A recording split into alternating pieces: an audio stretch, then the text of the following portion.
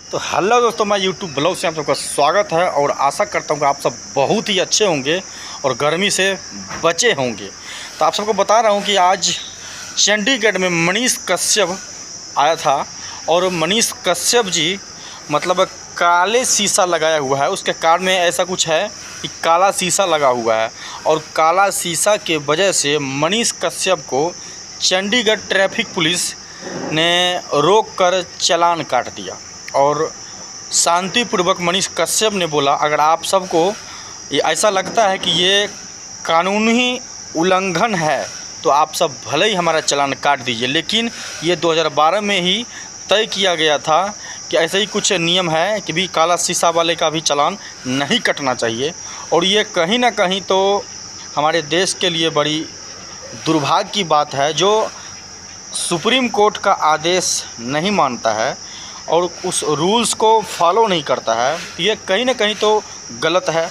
अगर मनीष कश्यप अगर कुछ दिखा रहे हैं कि शीशा के ऊपर भी लिखा होता है, आप सब जो बड़े बड़े गाड़ी होता है उस शीशा के नीचे एक लाइन में लिखा होता है कि आपका चालान कटेगा या मतलब कुछ लिखा होता है उस पर, उसी के तहत।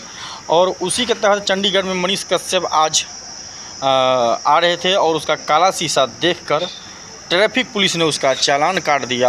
और इसका वीडियो बनाकर मनीष कश्यप जब से डाला है तब से हड़कंप मच गया है और तेज़ी से वीडियो वायरल हो रहा है।